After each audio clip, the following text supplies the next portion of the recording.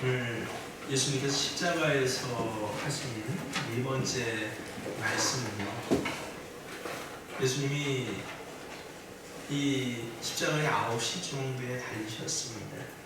우리 시간으로 9시 정도에 달리셨고, 성경 시간으로는 제9시 해가지고 우리 시간으로는 오후 3시쯤에 마지막 다 이루었다라고 이 일곱 번째 마지막 말씀을 하시고 운명하시게 됩니다.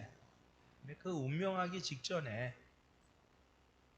갑자기 크게 소리를 질러서 비명과 같은 소리를 지르면서 하신 말씀이 이 말씀, 네 번째 말씀인데요. 그 내용을 들어보면 예수님이 하셨다고는 도저히 믿어지지 않는 그런 말씀입니다. 46절입니다. 나의 하나님, 어찌하여 나를 버리셨나이까?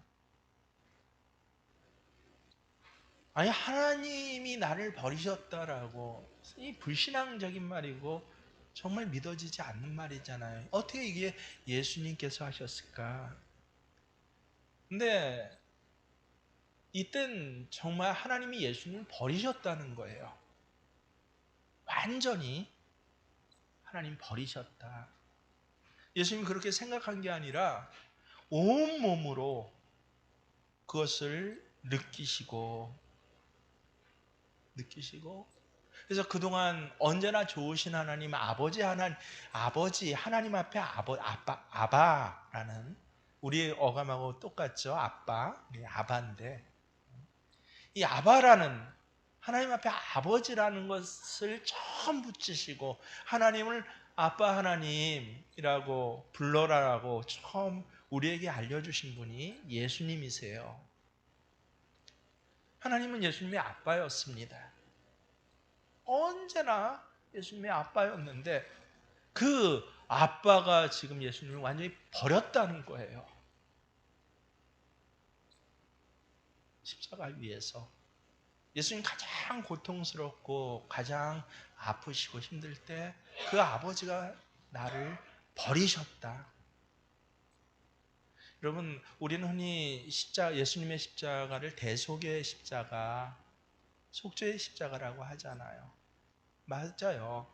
왜냐하면 10,000번, 100만 번 드릴 제사를 단 한 번 제사로 예수님 자신이 속죄물이 되어서, 구약의 제사가 그렇습니다. 이 죄를 속죄하기 위해서 그 제물을, 생명이 있는 제물을 가지고 나와서 하나님 앞에 그 생명을 죽여서 번제를 드립니다. 그때 하나님께서 이 제사에서 요구하시는 게 뭡니까? 야, 이 생명 있는 양이, 흠없는 양이 어떻게? 그 생명을 죽음으로 인해서, 그래서 그 죄가를 대신 양에게 전가했다. 이게 구약의 제사예요. 그러면 제사장은요, 이 양을 데리고 와서 어떻게 합니까? 급소를 찾아서 될 수 있으면 고통 없이 죽게 합니다. 왜냐하면 죄의 값은, 죄의 삭은 사망이에요. 그래서 생명이 있는 짐승이 죄의 값으로 죽임을 당했다. 이걸로 죄사의 모든 하나님이 원하시는 내용이 다 채워지는 거였어요. 그런데 속죄물이신 우리 예수님은요, 지금 왜 이렇게 처참하고 끔찍하게 고통을 당하고 계신 것입니까? 단지 우리의 죄의 값은 사망이기 때문에 예수님 죽어야 돼 라고 했다면 그냥 한순간에 죽으시면 되잖아요. 그럼 곰곰이 생각해 보세요. 십자가를 그저 대속의 십자가라고 한다면 구약의 그 제물들과 같이 고통 없이 빨리 그 생명 있는 것에서 죽음으로 그렇게 죽으시면 되잖아요. 근데 예수님의 십자가는 그렇지 않았다는 것이에요. 상상이 안 될 정도로 끔찍합니다. 단순히 우리 죄값만 치르려고 하셨다면요, 예수님 이렇게 고통스러운 십자가에 고통스럽게 달리시지 않아도 됐던 것입니다. 그런데 이렇게까지 고통스러우신 이유가 뭐죠? 왜 십자가에서 그냥 죽으시면 되는데 이렇게까지 예수님 비명을 지를 정도로 고통을 받으셔야 합니까? 여러분, 십자가는요, 그래서 그냥 우리가 알고 있듯이 속죄의 십자가가 아니에요. 속죄의 십자가는 맞아요. 근데 속죄만의 십자가는 아니다라고 하는 것입니다. 죄값, 우리의 죄는 죄의 값이 있어요. 근데 그 죄가 진행되고 해서 그 과정과 죄의 내용과 죄의 마지막 결실이 있는데 그게 뭔지 아세요? 사람들이 이걸 모르더라고요. 저주입니다. 성경은 그래서 예수님의 십자가에 대해서 뭐라고 말씀하시죠? 예수님께서 우리를 위해서 저주를 받았다라고 아주 분명하게 말씀하고 있습니다. 그리스도께서 우리를 위하여 저주를 받은 바 되사 율법의 저주에서 우리를 속량하셨으니 기록된 바 나무에 달린 자마다 저주 아래에 저주를 받은 자라 하였습니다.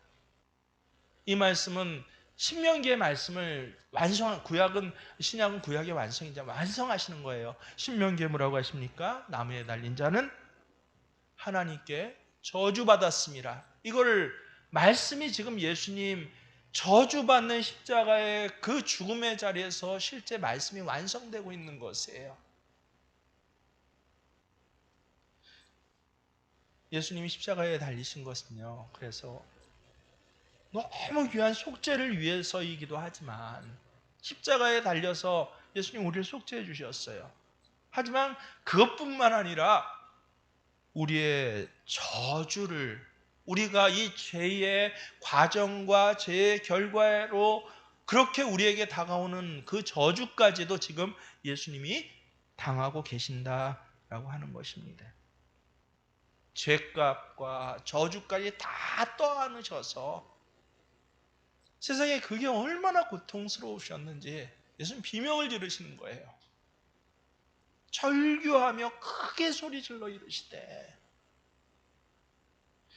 여러분, 우리가 당하는 저주 얼마나 많이 있습니까? 사람들이 많아요. 내가 예를 들어 나 하는 것마다 잘 안 돼. 난 없는 집안에 태어났어. 뭘 해보려도 안 돼. 흔히 이 저주의 말들이 있잖아요. 부모가 없으면 남편도 못 만나고요. 남편도 이상한 사람 만나면 자식복도 없어요. 저주가 삶의 자리에 계속되는 걸 우리는 체험하고 느끼고 이야기를 해요. 어려서부터 골골거리고 저기 하고 늘 몸 때문에 고생이고, 왜 저 사람 저렇게 뭘 먹어도 소화 잘하고 저기 하는데 저기 하지? 이런 일반적이고 일상적인 그런 우리가 느끼는 이 저주로부터 아주 구체적인 것들, 하여튼 사람과 관계만 했다면 그 사람으로부터 아주 피해를 받고 문제를 받아요. 한 20년 전인가 제가 어느 청년이 했던 한 말이 너무 우스워갖고 기억하고 있는데요. 전도사님, 돈이 저를 버렸나 봐요. 돈이 버렸대요. 다른 사람 다 잘 된다고 그래갖고 주식 친구들 사이에 주식을 샀는데 갑자기 자기가 사니까 주식이 폭락하더래요. 돈이 나를 버렸나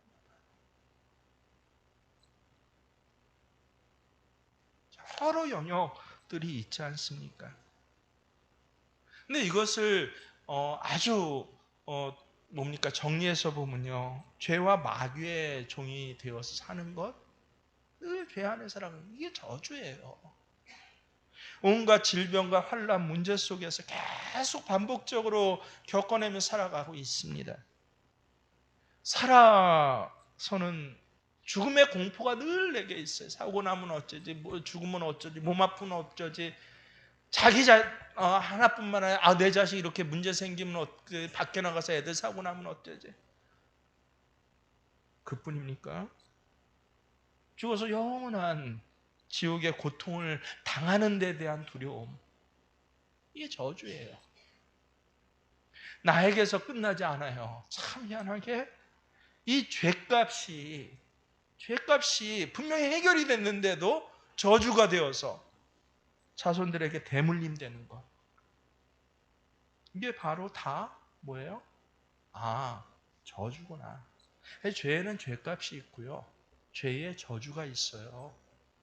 제가 밥상머리 앞에서 절대 믿음 없는 남편이나 자녀들 앞에 놓고 교회가 이런 문제가 있고 이런 문제가 있고 말하지 마십시오. 자기는 속상해서 얘기했다가도 돌아와요. 내가 잘 알아요, 그런 분들. 그래서 아주 삐치고 뭐 했다가도 뭐 한 6개월, 1년 후면 돌아오는데 그 사이에 그 밥상머리의 말들이, 불평들이, 불만들이 저주가 되어서 아예 그 자녀와 식구들에게 다 뿌리 깊이 박혀버려요. 식구들은 내 삶은 어때요? 이제부터 저주의 삶을 사는 거예요.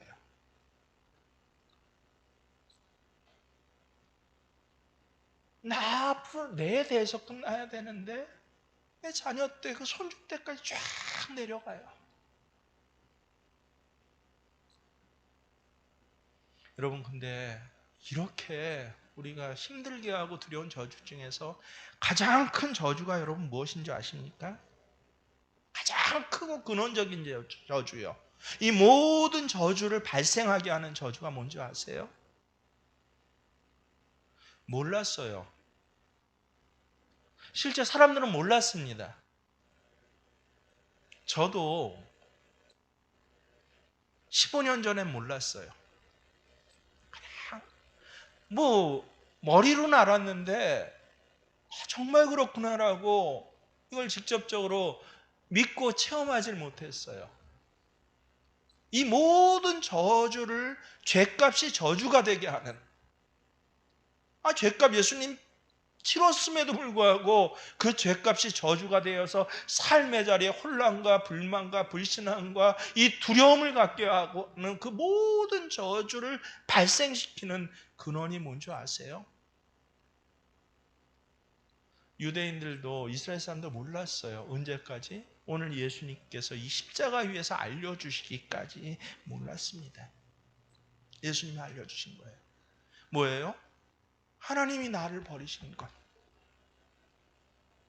하나님이 나를 버리신 것이 모든 저주의 근원이고요. 모든 저주의 가장 큰 근거다라고 하는 것입니다. 여러분, 단지 버리심이라고 하면 예수님 이번 십자가에서만 버리심 당했습니까? 아니에요. 예수님 나실 때부터 십자가에서 지금까지 계속 버리심을 당했어요. 예수님의 삶은 버림당한 삶이었습니다. 그래서 버림당했다는 것이 예수님께 새로울 것이 없어요, 사실은요. 예수님 출생이 그랬습니다. 예수님 말구 위에서 그렇게 태어나시잖아요. 성경은 뭐라고 합니까? 사람이 먹고 자는 사관에 방이 없어서, 누울 자리가 없어서 그 방으로부터 버림당해서 짐승의 먹이통에 그렇게 눕혀지고 출생한 것이 예수님이에요. 예수님의 출생은 그래서 버려진 인생으로 시작합니다. 사람들로부터. 태어나자마자 아기 예수를 죽이려는 헤롯을 피해서 애굽으로 도망합니다. 자기 나라 밖으로 도망해야 했어요. 나라가 버린 것이에요, 예수님을요. 권력과 권세가 버린 것입니다. 또 성장하신 곳이 나사렛 아닙니까? 나사렛은 버려진 빈민촌이에요. 우리 말하잖아요. 개천에서도 뭐가 나요? 용이 난다고요. 근데 나사렛에서 무슨 선한 것이 나올 수 있냐라고 성경에 그렇게 기록되어 있어요. 개천보다 못한 곳으로 예수님은 그 출생의 시기부터 성장의 시기 모두가 버려진 삶을 사셨어요. 나중에 공생애를 시작하고선 가족마저 예수님을 버려서 예수님 미쳤다고 잡으려고 쫓아다닙니다. 예수님 그때 슬프게 말씀하셔요. 인자는 머리 들 곳이 없다. 갈 곳이 없다. 가족으로부터도 오해받고 버림을 당하셨어요. 바로 오늘 몇 시간 전에 새벽부터 대제사장 서기관 바리새인들이 버립니다. 가야바의 법정에서 버리고요. 빌라도의 법정에서는 거기 모였던 모든 군중들이 호산나 호산나 왕으로 오신 예수여 다윗의 자손이여라고 예수님을 환호했던 그 사람들에게 버림을 당해서 예수 죽여라, 예수를 십자가에 못 박으라라고 그렇게 로마의 법으로부터도 모든 이스라엘 민중으로부터도 버림을 당합니다. 예수님 그대로도 12제자는 믿으셨어요. 근데 그 12제자조차도 예수님이 잡히자 마가복음 14장 50절에 보면 뭐라고 그래요? 제자들이 다 예수를 버리고 도망합니다. 제자들까지 다 예수를 버리고 도망합니다. 그렇게 우리 예수님 인생을 살펴보세요. 하나님의 아들이고 대단한 권능 권세를 가지시고 행하셨지만 사실은 사람의 눈으로 볼 때 우리가 흔히 그러잖아요. 내 인생 자서전을 쓰면 책을 몇 권을 쓴다고. 그 몇 권 쓰는 그 자서전 책을 볼 때는 처음부터 끝까지 이 죽을 때까지 이 자리에까지 버림을 당한 것이 예수님이에요. 그런데 기억할 게 무엇입니까? 예수님이 이렇게 버림을 당하면서도 한 번도 고통스러워서 울부짖지 않았어요. 단 한 번도요. 오히려 당당하셨어요. 사람들이 버리고 사람들이 오해할 때 당당하셨어요. 어떻게 그럴 수 있었습니까? 예수님이 직접 그 이유를 알려주세요.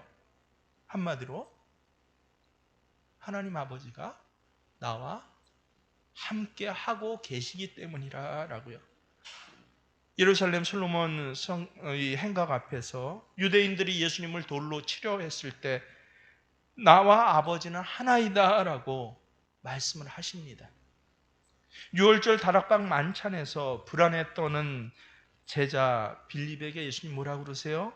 내가 아버지 안에 거하고 아버지께서 내 안에 지금 거하고 계셔. 걱정하지 마. 결정적으로 제자들이 다 예수를 버리고 도망하니라라고 하는 그것을 예수님 미리 알고 계셨어요. 정확하게 그것이 이제 몇 시간 후에 일어날 것을 알면서도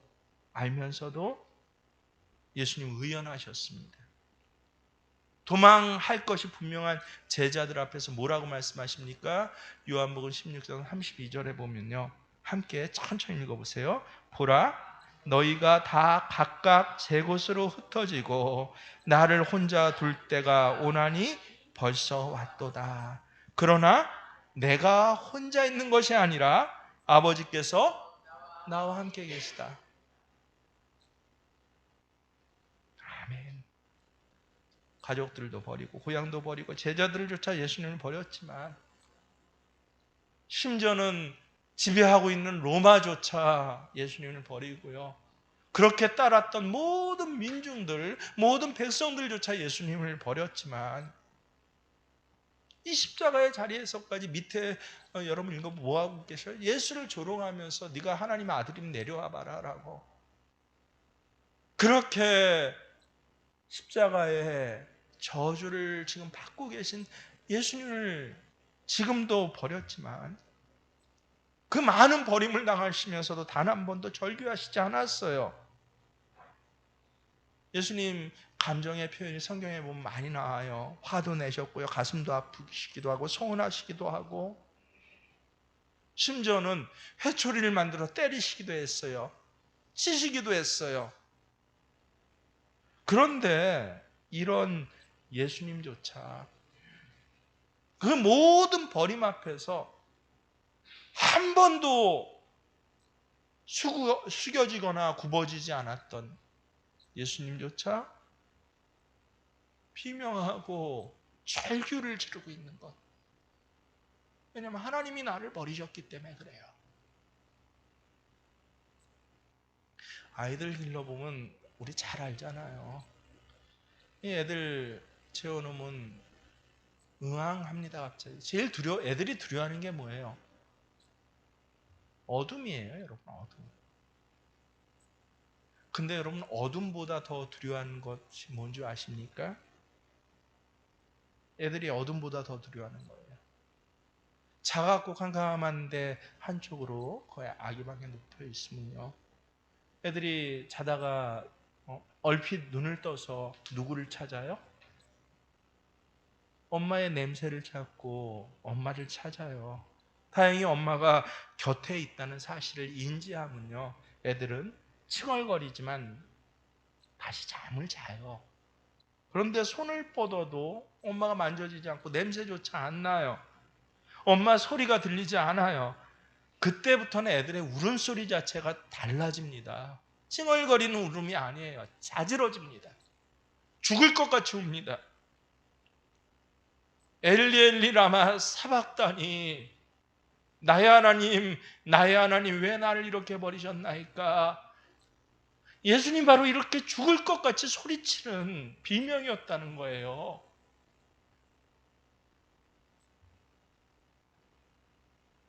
실제 하나님 앞에 버림을 당했어요. 사실은 우리도 이 버림받은 아픔과 상처, 두려움에 대해서는 자라나면서 조금씩 경험하지 않습니까? 친한 친구로부터, 안전하다라고 내가 여겼던 어떤 사회 시스템, 직장이나 뭐 어떤 투자나 혹은 어떤 내 일에 대한 결과나 보상이나 정상적으로 돌아가야 할 사회 시스템으로부터 버림당한 경험 여러분 없습니까? 나이 들어서 어려서 부모로부터 야, 부모가 날 버린 게 아닌가라는 그런 두려움 한두 번은 안 겪어보셨나요? 나이 들어서 이제 노쇠해져 가니까 내 자식들이 나를 버릴 것이 아닌가. 이 두려움을 여러분 겪어본 적 있지 않습니까? 그런 몇 번의 경험을 이미 겪은 우리에게는요, 이 버려지는 것에 대한, 혹 버려질지도 모른다라고 하는 대한 두려움이 있어요. 그래서 미리 예비를 하죠. 머리가 없는 짐승은 키우는 게 아니야. 자식들 의지하고 뭐 하면 안 돼. 끝까지 내 손에 돈을 쥐고 있어야 돼. 또 시작해서 사람 믿고 뭐 저기 빌려주고 뭐 하면 안 돼. 돈 문제만은 아주 냉정해야 돼. 돈만 그런가요? 뭘 알려주고 뭐 하고 뭐 해주면 나중에 어때요? 화장실 들어갈 때 하고 나올 때 생각이 다르더라. 이게 무슨 소리입니까? 버려지는 것에 대한 우리의 방비잖아요. 그걸 철석같이 믿고 아예 몸에 배어서 살아가고 있잖아요. 그러면서도 모르는 게 뭐예요? 맞아요. 버려지는 건 두려운 일이에요. 근데 이 모든 버려짐의 근원이 되고 가장 두려운 것이 뭐냐? 가장 두려운 버려짐, 이 저주가 뭐냐? 하나님으로부터 버려지는 것이다. 이걸 몰랐어요, 사람들이요. 예수님 십자가에서 오늘 이 말씀을 하기 전까지는요.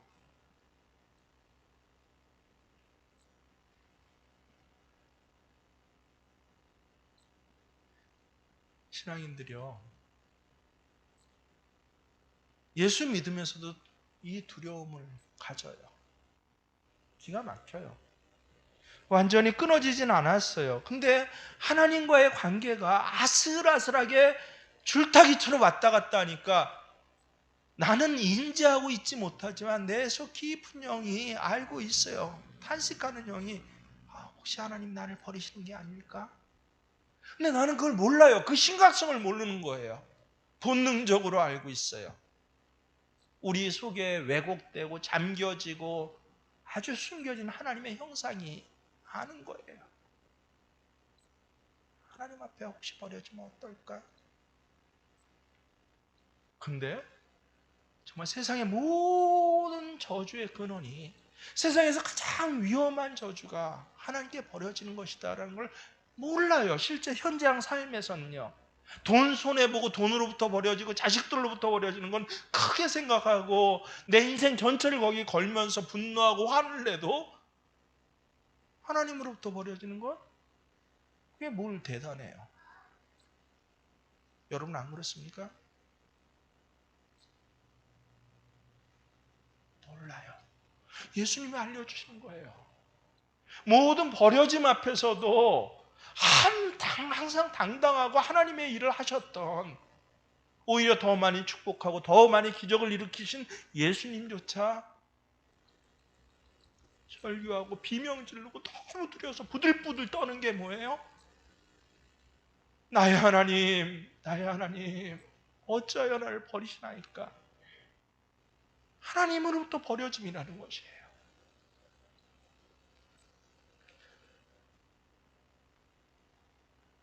예수님의 십자가는 이 저주, 하나님으로부터 버려지는 이 저주를 우리 대신 받는 자리셨어요. 실제 버려지셨어요. 흔히 뭐 잘못했으니까 우리가 생각하는 드라마 각본을 쓰듯이 이제 예수님 죽으면 하나님 살리시고, 이게 아니에요. 지금 이 순간만은. 그래서 성경에 하늘도 껌껌해지고 문을 완전히 닫았다고 합니다. 하나님 정말 예수님 완전히 버리셨어요. 이 저주를 예수님 지금 십자가에서 당하고 계신 거예요. 반대로 뭐예요? 그래서 예수님의 십자가는 하나님으로부터 버려진 이 저주까지도 우리를 대신해서 예수님 다 당하셨다는 거예요. 그래서 십자가에는 속죄의 십자가일 뿐만 아니라 저주의 십자가예요. 하나님 정말 나를 버리시나요? 하나님 정말 나를 버리시군요 라고 사실은 우리가 이렇게 소리치면서 지옥으로 떨어져야 하는 인생입니다. 부들부들 떨면서. 근데 그게 얼마나 심각한 건지 모르니까 지옥에 가서야 이제 소리를 칠 거예요. 하나님 나를 버리셨네요. 예수님조차 절규하고 비명질렀던 그 고통과 그 아픔과 그 두려움을 그곳에서 겪으면서 소리를 지르는 거예요. 왜 지옥인 줄 아세요? 지옥이?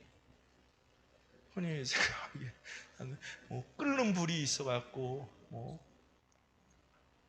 불에 날 뜨거운데도 죽지 않는 곳이 지옥이 아니에요. 은혜가 그쳐진 곳이기 때문에 지옥이에요. 하나님의 은혜가 그쳐진 곳, 예수님이 없는 곳이기 때문에 지옥입니다. 죽어서 가는 지옥뿐만 아니라 살아서 하나님의 은혜가 그쳐지고 두려움만 있고 내 생각만 있고 한다면 그 삶이 뭐예요? 지옥이에요. 우리가 그렇게 하나님으로부터 끊어짐을 당해야 하는데 지금 십자가 위에서 예수님이 하나님으로부터 끊어짐을 당하셨어요. 그 값까지, 그 저주의 값까지 예수님 십자가 위에서 받으셨다라고 하는 것입니다. 십자가에서 예수님 죄값을 받아서 우리가 죽어야 하는 사망이 영생으로 옮겨진 것이에요. 십자가 위에서 예수님이 우리 대신 저주를 받으셔서, 그래서 정말 저주의 비명과 고통을 지르면서 살아가야 할 그 두려움과 살아가야 할 우리가 예수님 때문에 주님과 함께 기뻐하며 감사하며 살아갈 수 있게 만들어주신 그 놀라운 사랑의 장소가 바로 십자가입니다. 그래서 이 십자가 사랑을 믿는 사람은요, 이 십자가 사랑을 지금 누리는 사람, 머릿속으로 믿는 게 아니라 지금 누리는 사람은요, 한 가지 특징이 있어요.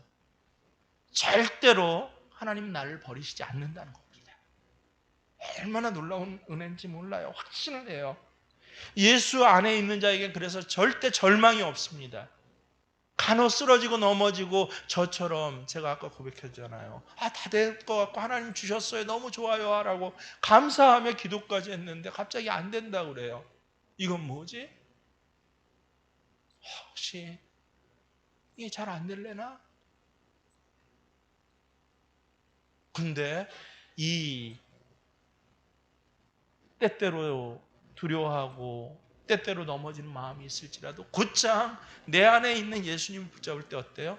아니, 하나님 절대 나를 안 버리시고 이 하나님의 역사를 안 버리시고 더 좋은 것을 주시기 위해서 하나님께서 오히려 내가 내 의지적으로 내 인위적으로 사람들의 관계를 통해서 세상의 어떤 얄팍한 법을 가지고 그렇게 이게 하나님 뜻이에요라고 이루어 가려고 했던 그 모든 일을 오늘 하나님 막으셨어요. 기가 막힌 것을 주십니다. 이게 뭐예요? 십자가의 예수님 사랑을 오늘 누리고 있는 사람의 특징이에요. 때때로 여러분 세상으로부터 버려지는 아픔과 두려움 우리 있어요. 부정하지 않습니다. 저도 있어요. 거기에 대한 분노와 화냄도 있습니다. 근데 거기에 내 인생을 걸고 내 인격을 걸지 않습니다. 거기에 내 앞으로 살아갈 계획들을 걸지 않습니다. 창고를 크게 지어놓고 먹을 거 이 정도는 마련해 놓으면 내 인생의 후반기, 노년기는 괜찮을 거야 라고 하는 거기에 내 신앙 전체를 걸지 않습니다. 왜요? 하나님 나를 절대 버리시지 않습니다. 하나님 나와 함께 하십니다. 그래서 예수님의 십자가를 바라보면서 제가 늘 그러잖아요. 저도 그래 봤어요. 참 감정적인 감동을 많이 스스로도 실제도 느꼈고요. 또 몸에 그것이 하나의 연습이 되고 훈련이 되어서 사순절만 되면 십자가를 느끼려고 얼마나 노력해 왔는지 몰라요. 십자가를 보면 괜히 눈물을 흘려야 될 것 같고 십자가를 보면 억지로라도 머릿속에 예수님 십자가에 죽음 당하신 영상을 보는 것처럼 바라보면서 저렇게 큰 아픔을 겪고 날 사랑하셨는데 아니에요. 그게 중요하지 않다는 거 아니에요. 중요해요. 하지만 그 십자가를 보면서 예수님의 오늘 음성이 들려지는 거예요. 내 삶의 자리에 버림을 당할 것 같은 두려움, 그런 일을 만났을 때 하나님으로부터 버려지는 그 버림은 예수님이 저 십자가에서 저주를 이미 받으셨고 저주를 끝내줬어요. 그 십자가의 예수님을 믿는 나는 결코 어때요? 버림받지 않습니다. 이것들이 믿어지고 그래서 세상이 사탄이 주는 두려움이요, 내 얄팍한 인생관이 주는 그것 쫓아오는 사람 주변에서 귀가 열다 그러죠. 이 사람이 한마디 하고 저 사람이 한마디 하면 훅 거기에 넘어가요. 세상에 신앙적인 일을 결정하는데 믿음 없는 아내가, 교회도 안 나온 아내가 한마디 하면요 거기 훅 넘어가요. 평소에는 남편이라고 무시하고 하면서 어떤 봉사하고 헌신한 일에 그거 안 돼 하면 어때요? 남편이 안 돼서 뭐가 안 돼서 애들이 아직 안 커서 그래요. 애들만 크고 나면 우리 아주 전형적인 그런 두려움에 대한 대처 방법이잖아요. 그러면 애들 크면 두려움이 없어지든가요? 이 아픈 것이 좀 낫고 나면, 이 열이 좀 내리고 나면 몸이 괜찮아지든가요? 아니요. 계속 반복해요. 계속 반복해요. 점점 커져요. 왜 그래요? 하나님과의 관계가 불안하고 하나님과의 관계가 지금 줄타기 하고 있기 때문에 그래요. 오늘 이 하나님의 사랑을, 절대 하나님은 우리 교인들은 얼마나 행복한지 몰라요. 매월 한 번씩 반복하잖아요. 하나님의 약속은 취소되지 않습니다. 내 눈에 그것을 보면서 믿어져야 돼요. 믿는 거예요. 정말 믿어져요. 그뿐만 아니라 절대 하나님은 나를 버리시지 않습니다. 세상이 구속했던 모든 저주로부터 내 저주가 끊어졌습니다.